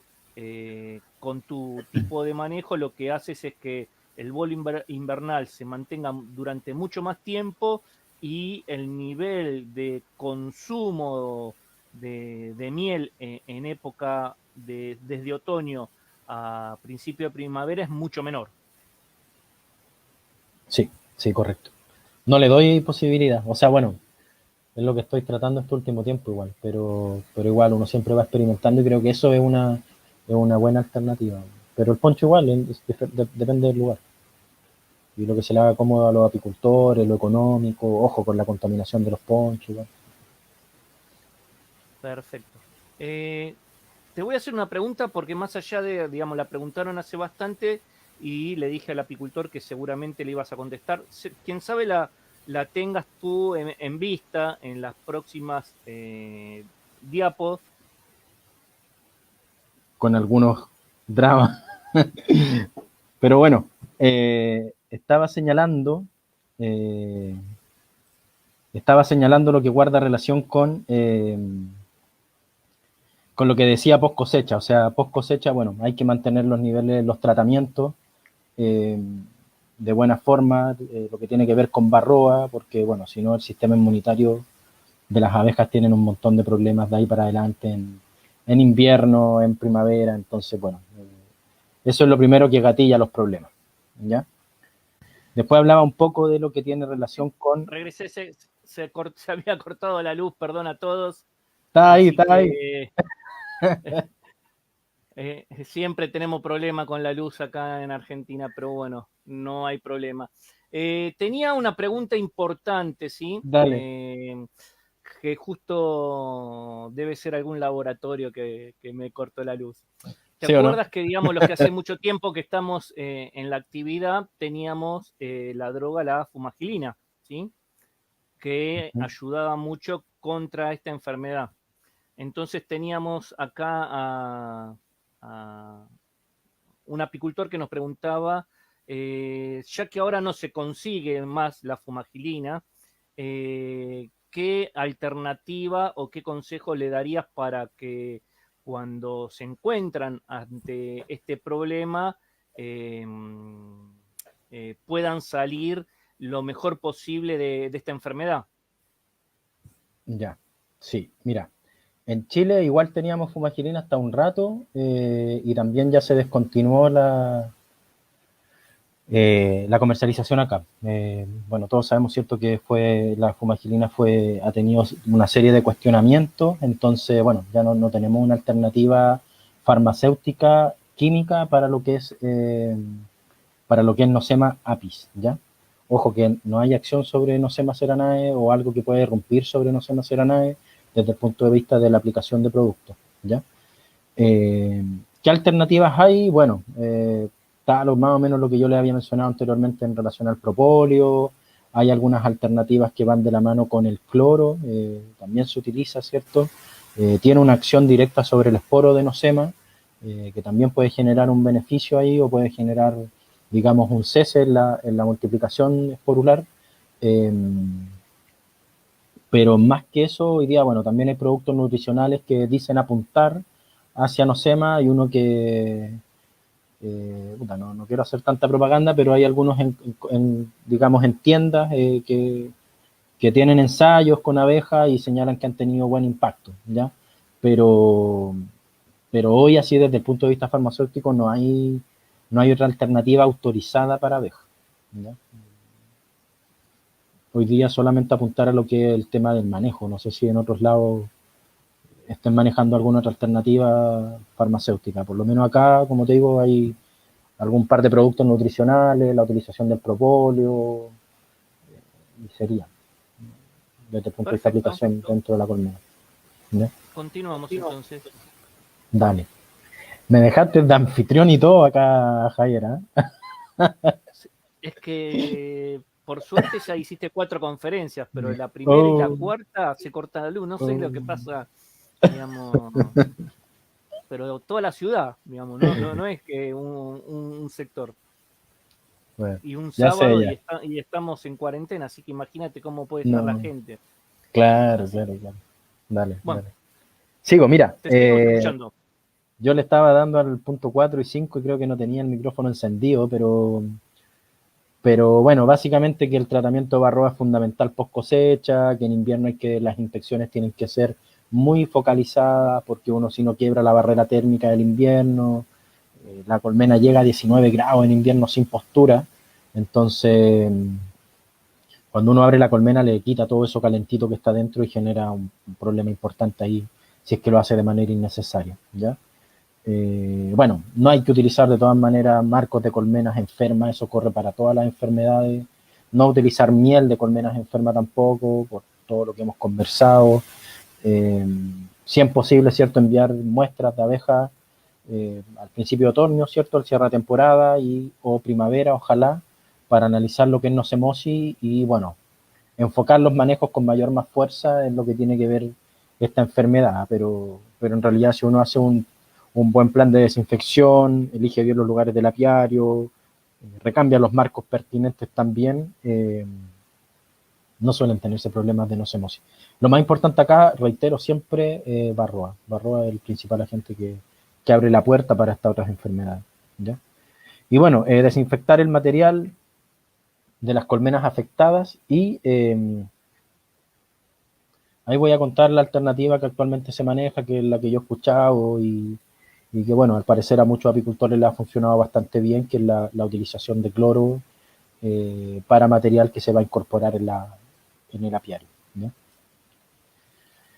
Y esta, bueno, yo la aprendí también del profesarlo, ocupa hipoclorito de sodio, ¿cierto? En relación 1 a 10 y, bueno, ocupa 60 gramos por litro de agua, ¿ya?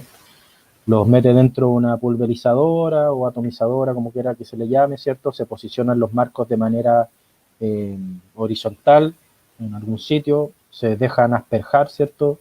De tal forma que se rocíen completamente los marcos, queden completamente rociados, se dejan por 30 minutos, después se dan vueltas, se voltea al otro lado y se guarda. Esto tiene que ser, ojalá, bueno, cuanto antes, o sea, de todas formas, para que pase un montón de tiempo antes de que se vuelvan a utilizar esos marcos. Igual, antes de que sean utilizados, hay que siempre ventearlos un poco y ojo con la concentración, porque mayor concentración que esa pudiera generar rechazo por la colmena, principalmente por el olor, ¿eh? Porque como sabemos, ¿cierto? El cloro, el hipoclorito de sodio, eh, se inactiva rápidamente con la presencia de materia orgánica, o sea, cuando toca miel, cuando toca cera, cuando toca polen, en fin, el cloro dura unos minutos, ¿no? Rápidamente se desintegra, ¿ya? Entonces, generalmente no permanece mucho, pero si uno abusa de la concentración, el material puede quedar un poquito pasado a cloro y eso puede generar problemas a la colmena, ¿ya? Es otra alternativa que puede servir para lugares donde hay presencia, no se quiera fundir el material, porque aquí si ustedes me preguntan qué es lo mejor, yo les digo nada, si tienen casos de nosema, fundan, pero si el material se quiere conservar y bueno, es solamente un tema de nocemosis, se puede utilizar esta alternativa y tiene bastante buen resultado. La otra alternativa, bueno, el flameo. El flameo rompe esporos de nosema sin problema. Tengo dos preguntas, a ver qué opinas, ¿sí? La primera pregunta, Fabián Maumus, ¿qué opinión tiene del azufre en polvo para nosema? ¿Has utilizado, has escuchado algo sobre ese tema? Mira, lo escuché en alguna oportunidad, pero no me metí mucho más que eso. Y no sé, yo pucha, en realidad soy medio un poco enemigo de aplicar diferentes cosas. Si por ahí hay un estudio y por ahí el muchacho que preguntó lo comparte, nada, pues yo feliz de aprender de eso, pero yo no he visto algo Perfecto. así, digamos, un estudio detrás de ello. Después tenemos a Daniel Chiksuk, que nos pregunta, ¿cómo se utiliza el propóleo para la nosema? Dale, sí. Esa es la diapo que mostraba anteriormente, uno hace la tintura de propóleo, está toda la receta en la diapositiva anterior, después revisan la grabación y van a ese momento. Entonces tú haces el propóleo, la tintura de propóleo y después pones 50 ml de esa tintura, que generalmente al 30, digamos 300 gramos de propóleo por un litro de alcohol potable. Esa la dejan macerar un par de semanas al menos y después tú sacas 50 ml de esa tintura, que es la parte superior, y la mezclas con el azúcar flor, la revuelves, ¿cierto? Y bueno, a la noche tú la pasas por un colador, un cernidor, para que no se formen brumos y la dejas la noche descansar en la oscuridad, ¿ya? al día siguiente o un par de días después tú la puedes utilizar, ojalá bien cernida, y la puedes utilizar sobre los bastidores. Lo que hace la abeja es consumir el azúcar flor por lo dulce y de esa misma manera va consumiendo el propóleo y bueno, va generando una pequeña acción sobre el tracto digestivo. Es mejor de todas formas utilizarlo en esa vía, de lo la del azúcar flor, que en el jarabe, porque como comentaba anteriormente, en el jarabe tiende a guardarlo en el hexágono. Lo mismo con la miel, o sea, es un poco antiproducente utilizar productos contra nosema, por ejemplo, y suministrarlo en miel, que sabemos que viene cargada con esporos de nosema, ¿ya? Entonces, esa, desde mi parecer, es la mejor alternativa para utilizar el propóleo. Perfecto. Súper, bien. Y con esa termino lo que fuera nosema. Con el corte nos alargamos un par de minutos, no fue mucho más, pero bueno, aquí ya entraríamos a la segunda enfermedad, que también es una de las silenciosas dentro de la colmena, ¿ya? Muy bien. Dale. Esta enfermedad, bueno, acarapizosis, acarotraqueal, es generado por el bichito ese que aparece en la diapositiva, que se llama Carapis woody, y bueno, es un parásito, en este caso interno de la abeja, ¿ya? Se coloniza las tráqueas de la abeja. Una de las cosas que genera irritabilidad y también debilitamiento, porque casos elevados de esta parasitosis genera erupciones en más estructuras anatómicas de la abeja y bueno, la complica para poder desarrollar una vida normal. Esto un poquito cómo se transmite, lo tienen las abejas más longevas, más adultas, acarrean estos parásitos internos al momento, ¿cierto?, de alimentarse con las abejas jóvenes.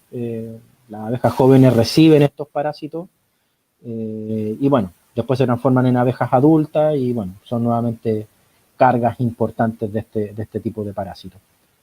Después, bueno, cuando pecorean y hay transhumancia, al momento de estar en contacto con otros colmenares la transmiten, con la deriva y pillaje entre colmenas vecinas también se transmiten, y por manejo, si es que uno hace, no sé, núcleos con abanico, en fin, si la enfermedad está ahí, se disipa todo de la piel, ¿ya? Entonces, bueno, cualquier cosa que signifique intercambio de abejas entre colmenas va a significar no solo para esta enfermedad, sino que para otras igual eh, intercambio de agentes patógenos. Algunos síntomas de lo que genera esta enfermedad es, bueno, abeja caminante en el pasto, igual que en el caso de nosema, y algunas de las otras cosas que ocurren, que también es bien característico de esta enfermedad, es que genera el típico alas delta, ¿ya? O alas abiertas, o sea, dentro de la colmena, una abeja que quiere ocupar su espacio justo y mantener temperatura, deja las alas bien plegadas, ¿cierto? Como el caso de esta abeja con la flecha amarilla, y no transita con las alas abiertas, ¿ya? Y las alas abiertas obedece a dos motivos. Uno, debilitamiento de la abeja, que no es capaz de mantener sus músculos alares para plegar las alas, necesita, ¿cierto?, hacer utilización de sus músculos para mantener sus alas bien fijas. Entonces, como no logra eso, por debilitamiento se le abren las alas.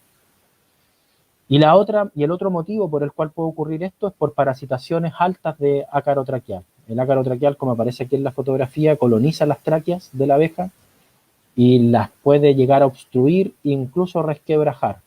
Y cuando quiebra las alas, lo que hace este parásito es migrar a los músculos alares, que son los que se encuentran en el tórax.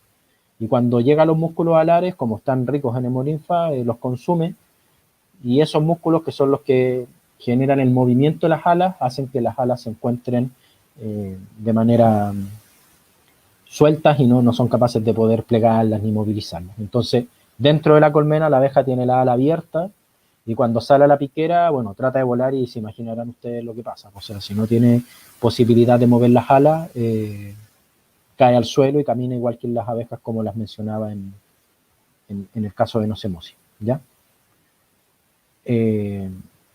Efectos colaterales que puede generar, bueno, aquí hay varios, o sea, hay perforamientos de tráquea, se puede obstruir el lumen y eso genera una importante merma en el intercambio gaseoso, la respiración ahí se torna bastante difícil. Como hay heridas, favorece la entrada de virus, bacterias, en fin, se acumulan toxinas, las tráqueas se vuelven resquebradizas, la abeja puede morir con septicemia, muy parecido a lo que es una intoxicación. En fin, el debilitamiento que genera esta enfermedad también es bastante importante, ¿ya? Sin embargo, y aquí nuevamente un nuevo motivo por el cual utilizar productos orgánicos, como es un parásito, los productos orgánicos que permean en la abeja desde el punto de vista respiratorio o desde el punto de vista de lo que es deglución, que la abeja muerde el producto, actúa sobre la abeja, o sea, actúa sobre el ácaro traqueal. Entonces, eso sin duda también ayuda a que las cargas de ácaro traqueal sean bajas, ¿ya? Generalmente donde se utilizan productos orgánicos es difícil encontrar ácaro traqueal. Acá en Chile hay un par de lugares que yo me recuerdo hoy donde hay hallazgos de este tipo de parásitos. Sin embargo, es cada vez más difícil encontrar ácaro traqueal, cada vez aparece menos y uno lo tiende a justificar en la utilización de productos orgánicos en la colmena. Y bueno, aquí está lo que uno suele ver en el microscopio. Aquí tenemos, ¿cierto?, la hembra y el macho en el caso de lo que ocurre dentro de la tráquea. Aquí está todo el ciclo de vida que ocurre dentro de la tráquea. Están los huevos, las tráqueas con detritus, las hembras, en fin. Eso es todo lo que ocurre si es que uno no toma medidas a tiempo para el control de este parásito. Y bueno, al igual que en nosema, incluso en este caso las muestras para nosema también sirven para ácaro traqueal, entonces bueno, es bastante benéfico realizar este tipo de muestras. Lo que uno hace es tiene que tomar abeja adulta, longeva, entonces en ese ámbito, bueno, está la alternativa, como decía anteriormente, de tapar piquera y sacar abeja de piquera, o bien tomar los marcos y sacudir abeja de los marcos laterales, para poder, digamos, identificar si es que está la gente, ¿ya? Entonces lo que se hace en esos casos es, bueno, en este caso se ocupó también para nosema, se disectó el abdomen y después tenemos lo que se corresponde a hacer es el caso de sacar cabeza para poder recoger trozos de tráquea para poder pasarlo al microscopio y verificar la presencia o ausencia de ácaro traqueal, ¿ya? En este caso no hay una contabilización de ácaro traqueal, sino más bien si está o no está. Si está, hay que tomar medidas. Si no está, bueno, me puedo quedar tranquilo porque hasta el momento significa que no ha entrado a mi apiario. Entonces, bueno, aquí está tráquea, aquí tenemos una tráquea limpia, acá en este caso tenemos una tráquea limpia y esta tráquea está más dañada, ¿ya? El organismo en su conjunto empieza a defenderse y empieza a generar este tejido de defensa. Entonces, después cuando se hace análisis de estas tráqueas, uno logra encontrar los parásitos que se encuentran dentro. Y fíjense que además acá los músculos se encuentran bastante limpios, ¿ya? Sin embargo, en esta fotografía los músculos ya se encuentran bastante deteriorados y probablemente se deba a que el parásito ya migró de la tráquea a los músculos y bueno, está generando los estragos que les comentaba ya anteriormente. Y bueno, aquí está una tráquea limpia, como uno la puede observar al microscopio. Y acá en esta otra fotografía vemos una tráquea con presencia de parásitos, ¿ya? ¿Qué tan contagiosa es esta enfermedad? Mira, lo que es ácaro traqueal no se disemina rápidamente, tiene una evolución bastante más lenta que varroa, bastante más lenta que las enfermedades que generan esporos, ¿ya? Pero claro, si tú no haces muestras, en un momento encontráis todas tus abejas caminando en el apiario, porque se te empieza a acumular. Entonces por eso uno tiene que al menos tener una muestra anual para poder identificarla, pero no... Eso es una de las principales ventajas y por lo cual también no es un tremendo enemigo para la apicultura, porque su multiplicación no es explosiva y masiva como el caso de las otras enfermedades que conversamos. Perfecto. Ya. Y bueno, aquí acá hay una alternativa de tratamiento cuando no se tenga pensado y no se pueda utilizar algo para, digamos, para varroa, la utilización del mentol. Aquí está la fórmula, esta fue una de las primeras que yo escuché, la he visto también en las colmenas. 1 kilo de aceite comestible, 1 kilo de mentol y un rollo de servilleta todavía no como la que aparece aquí en la fotografía, ¿ya?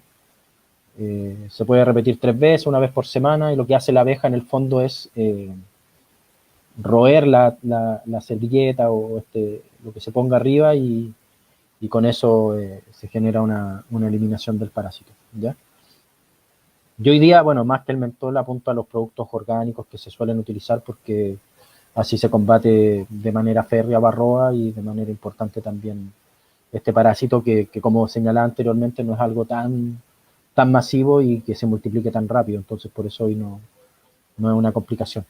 Acá sí lo que quiero hacer hincapié, porque hemos tenido situaciones donde se han cometido algunos errores por desconocimiento principalmente, que es el suministro del mentol en épocas frías. O sea, si yo hoy día me pillo ácaro traqueal, por las temperaturas que nosotros tenemos, no aplicaría un mentol, ¿ya? Porque es lo mismo que uno se coma una pastilla de menta y ande caminando con frío, se te enfría completamente la boca, ¿cierto? La tráquea, en fin. Y puede haber muerte por frío, ¿ya? Y por la aplicación de este producto que enfría la colmena. Sin embargo, por eso uno siempre apunta a monitoreos en primavera, post cosecha, porque de esa manera uno tiene temperatura todavía para poder hacer el tratamiento si es que fuera necesario. Por eso esos dos momentos de monitoreo. Y bien, eso es en relación a ácaro traqueal.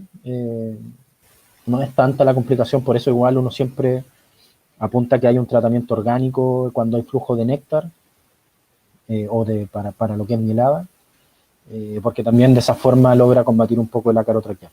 ¿Ya? Acá, bueno, tengo una diapositiva de esto. En realidad para nosotros tampoco, bueno, hay lugares donde sí es problema, pero las medidas importantes de lo que tiene que ver con hormigas que ataquen las colmenas es bueno. Primero, tratar de mantener pasto corto. La hormiga busca dos cosas dentro de la colmena. Si ingresa a la colmena es porque, bueno, hay alimento que no está siendo bien cuidado por la abeja. Y lo segundo que puede buscar la hormiga es ganarse en la parte superior de la colmena, en el techo, buscando temperatura. ¿Ya? Y ahí, bueno, conviven básicamente. ¿Ya? No genera tanto inconveniente. Sin embargo, cuando entra a la colmena y está consumiendo miel y todo, eso habla de un estado inmunitario de la colmena un poco alicaído. Entonces ahí hay que preocuparse de la colmena en su conjunto. Y bueno, suelen ser cuando hay disminuciones de poblaciones por diferentes razones, mal manejo de la nutrición también de parte del apicultor, que las hormigas entran a la colmena. Y algo muy importante también es el estado del material. Si yo tengo material que está roto por todas partes, es bastante fácil también que entren hormigas y otro tipo de individuos a alimentarse de los productos de la colmena. Entonces, eso sin duda es bastante importante tratar de mantener. ¿Ya? En general eso, después hay diferentes estrategias, o sea, uno puede poner en los banquillos botellas cortadas al revés, hay gente que tienen muchos problemas, hay gente que ocupa tarros con agua y detergente, grasa consistente, en fin. Todas esas alternativas sirven, pero yo siempre creo que lo más importante es mantener a las colmenas lo más fuerte posible. También seguro tienen que haber apicultores que aplican algún tipo de producto para matar las hormigas cuando están y bueno, no sé, yo creo que no va por ahí tanto. Esa era una diapo en relación a hormigas y bueno, esta la voy a comentar un poco a la pasada también, pero seguro en diferentes lugares también tienen problemas con algunas avispas. En Chile tenemos la véspula germánica o chaqueta amarilla que hace nidos en suelo, es bien dañina, y no solamente para la apicultura, sino que se alimenta de carne, frutas, abejas, pica, en fin, entonces hay que tratar de mantenerla a raya y bueno, la avispa en general se conoce con la abeja hace un rato ya y bueno, selecciona colmenas que están débiles. Entonces, si yo no hago un manejo para mantener colmenas fuertes, seguro que van a entrar a las colmenas, ¿ya? Pero colmenas en buena condición, las avispas no suelen entrar porque se les complica demasiado, ¿ya? Después de esto, según el lugar en el que estén, hay momentos en los cuales realizar los controles. Hay que pensar en los momentos estratégicos para hacer los controles. Aquí captura de reina, cuando empiezan los nidos, cuando empiezan a salir las primeras obreras. Y ya cuando hay mucha avispa en el entorno, ya es un saludo a la bandera poner trampa porque ya hay muchas por ahí dando vueltas. Igual sirven las trampas porque las distrae de su objetivo, que podrán ser las colmenas. Pero reitero, colmenas fuertes no ingresan este tipo de individuos. ¿Ya? Lo ideal es cuando uno pilla un nido, no solamente pensando en las abejas, sino que en los vecinos, en el lugar, entorno, tratar de eliminar el nido con algún tipo de insecticida o combustible para que las avispas mueran por ahogamiento y bueno, eso idealmente tiene que hacerse en las noches cuando todos los individuos están dentro, apoyado con una luz roja porque bueno, esa es la que más les cuesta ver a este tipo de insectos. Y aquí nada, un par de fotografías nomás de avispas queriendo entrar a las colmenas y bueno, liquidadas inmediatamente por las abejas, ¿ya? Miren, acá además en Piquera Barroas que la abeja también se fue quitando, ¿ya? Una colmena con una buena conducta higiénica logra combatir individuos. Sin embargo, bueno, colmenas débiles, las avispas buscan diferentes lugares por los cuales entrar y generan estragos de todas formas.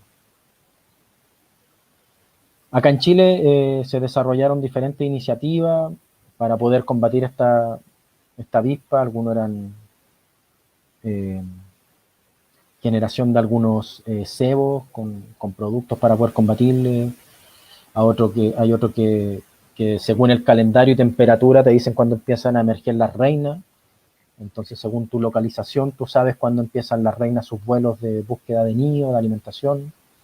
Entonces, tú sabes ahí cuándo, cuándo empezar a poner trampas en el fondo. Entonces, eso sin duda ayuda bastante también.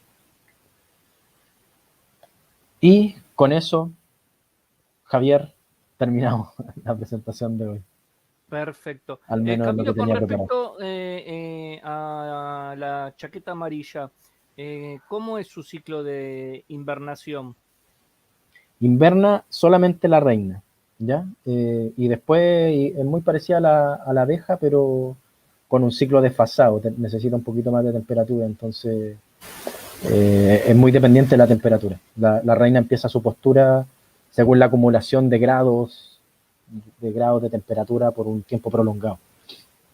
Pero pasa el invierno sola, la reina, y después empieza la oposición y bueno, en temporada se multiplica, se reproduce, Digamos, perdón. digamos tiene un tipo de fecundación igual que las abejas.